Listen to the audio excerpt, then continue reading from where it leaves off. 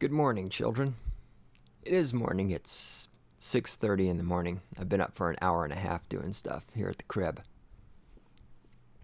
I want to whip out this Anarchy moment. I thought about doing this a couple of weeks ago, actually. I was going to do this a couple of weeks ago, but then other things happened. Unlike my normal podcast, which is typically just me ranting about the state and how stupid people are, this is one of my podcasts where we're going to talk about ourselves. We're going to talk about self-improvement. I always kind of hate that phrase, self-improvement, because we read the self-improvement books, and there's a self-improvement section at the bookstore. It's like self-improvement as a phrase. It just it does. Again, we're trying to use precise language here on this podcast.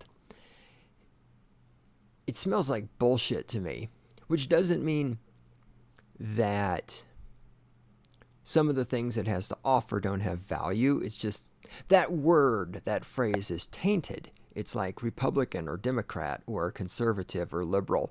Right? It's a taint. It's almost an insult.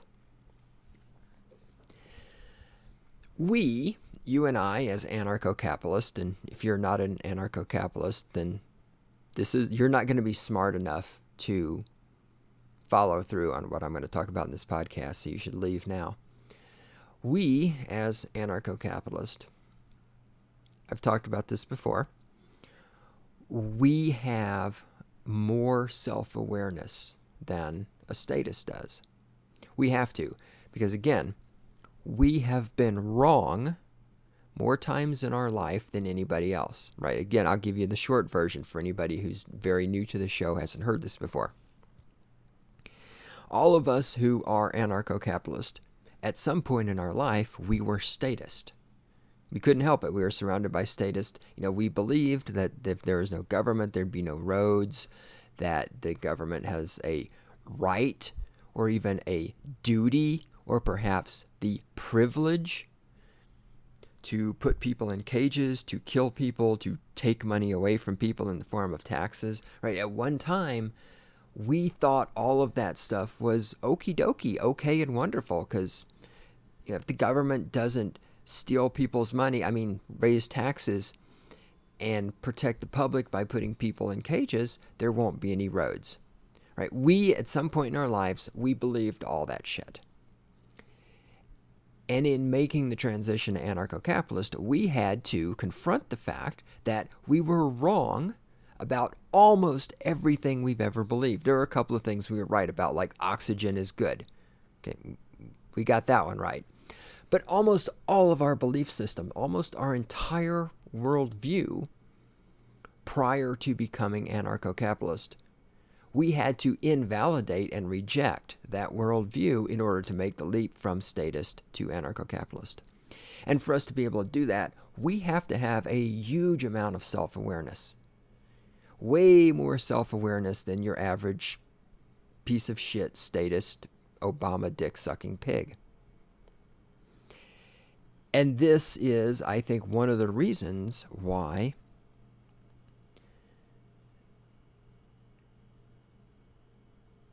it's futile to try to convince in some way a statist that statism is wrong, that they should become anarcho-capitalists, because as I've said before, we anarcho-capitalists, we are born. There is, I believe, a genetic brain chemistry difference between us and the statist that allows us to recognize the incorrectness of the statist worldview and to move beyond that, right? So when you see, I'm talking about shit I'm not supposed to be talking about now. This is not what the cast is supposed to be about.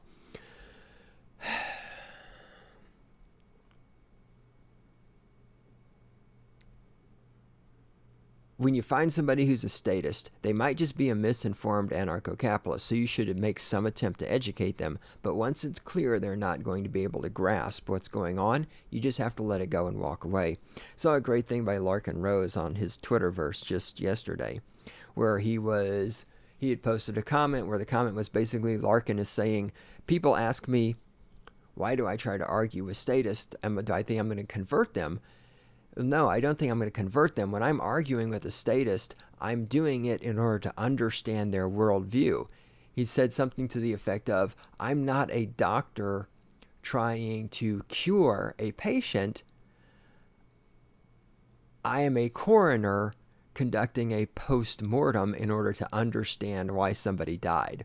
I thought that was pretty fucking brilliant, because that is exactly how you have to look at it when you're communicating with a statist, right? You're not going to save them because they don't have the intelligence, they don't have the self-awareness, they don't have the empathy to empathize with all the people that are in cages and all the people that have their money stolen, right? They don't have the intelligence, the self-awareness, or the empathy to be saved. Their worldview is about them and their selfishness and what they want and what they desire, and they want roads so that they can have an iPhone, and they want free birth control. Okay. Self-awareness. Let's get back to the fucking point. We have self-awareness. We have to have self-awareness. That's how we got where we are.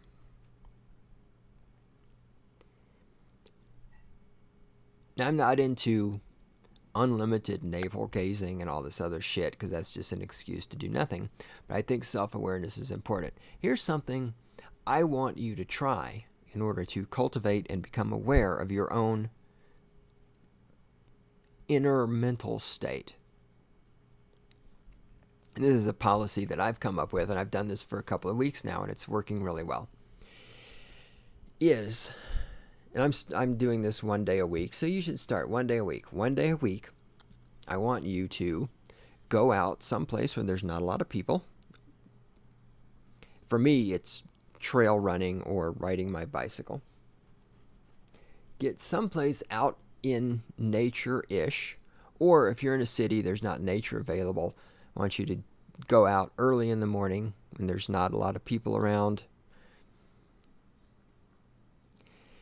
and do something physical, be it walking, running, bicycling, whatever. It could be even going to the gym when there's nobody at the gym except you and they're not playing any music. So here's the thing. There are no people around or very few people around, and no noise, no crowd noise, so you can't take your iPod, you got no cell phone. Oh God, these people who play music on their cell phones where everyone can hear it. Oh, I had to put up with that yesterday. People, nobody wants to hear your fucking music. You fucking morons who play music on your cell phone around other people, nobody wants to hear your fucking music. Will you get some fucking earphones?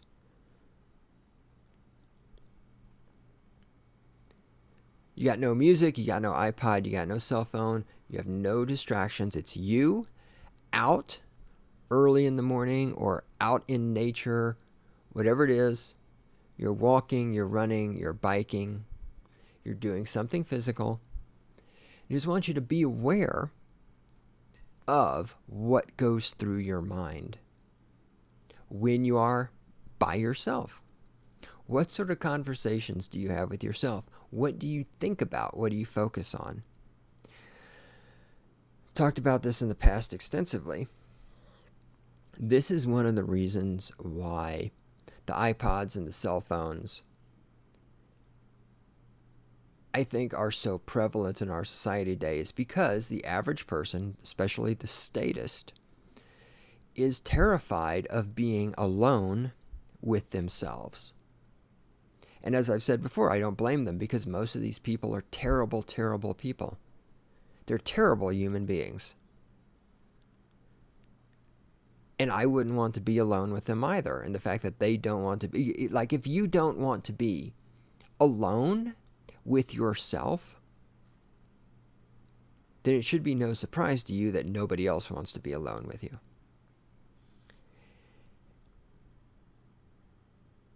And it's like trying to be in a relationship, right? Before you can be in a relationship with another person, you have to be a person worth being in a relationship with. You have to fix yourself first. You have to be capable of creating value for another human before you can expect another human to create value for you, right? It's like getting a job. I know, jobs, that's patriarchy, it's oppression. Jobs are like math. They were created to hold women down. But if you want to get a job, you don't have a right to a job. In order to get a job, you have to be capable of creating value for another person first. You create the value for the other person, then that person gives you value in return in the form of fucking paying you. If you can't create value because you have a liberal arts degree, then you get food stamps. And I pay for that, so fuck you. I wasn't going to rant in this podcast. It's hilarious. Yeah, this is what goes on at my place at 6:44 in the morning.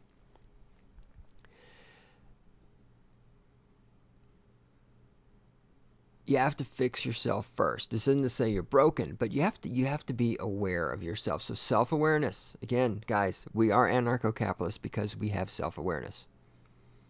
So that's what I want you to do. I want you to go out. So we'll use me as the example. The other day I did my bicycle run / trail run up the side of the mountain, bicycle run back. Did the whole thing. No iPod.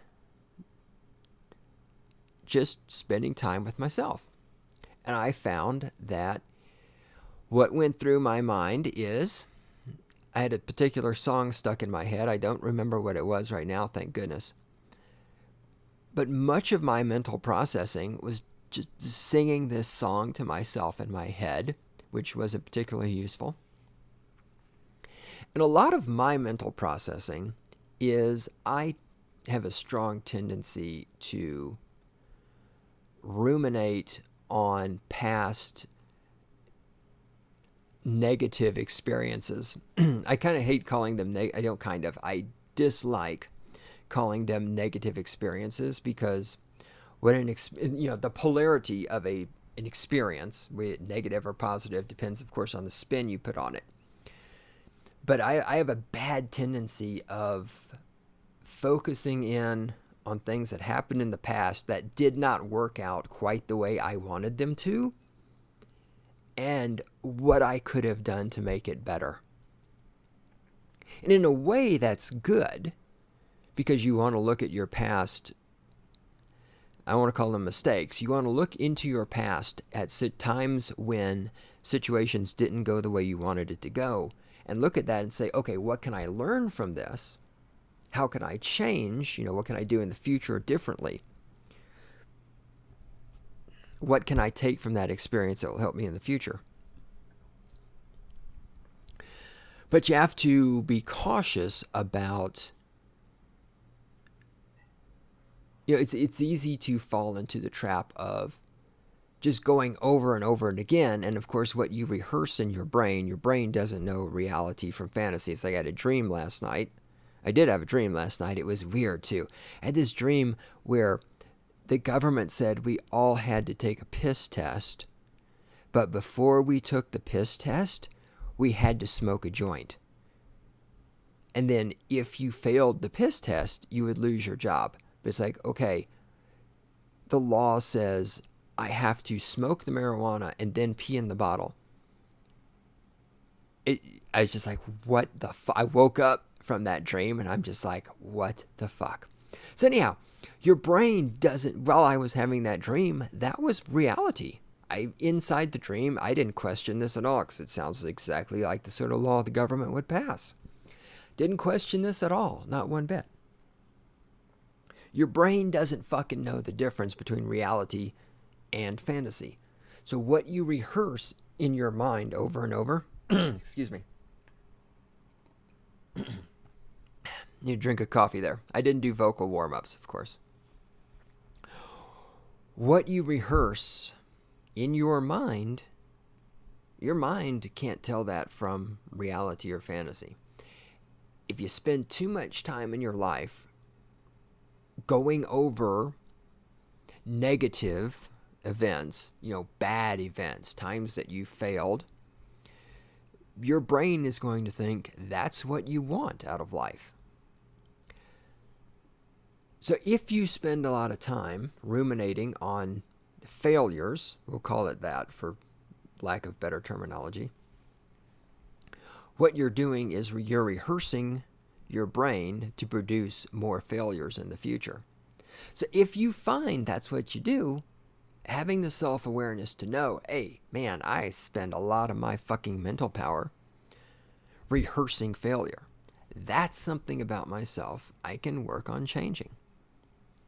It's just like if you walk around with a frown on your face all the time, even though you're not unhappy, people will think, that person doesn't look very happy. So if you're aware, man, I need to smile more, then you can make a point of smiling more. If you're aware that you ruminate on negative past occurrences, past failures, you can make an effort to stop thinking about those things over and over and over and change your focus to thinking about positive stuff.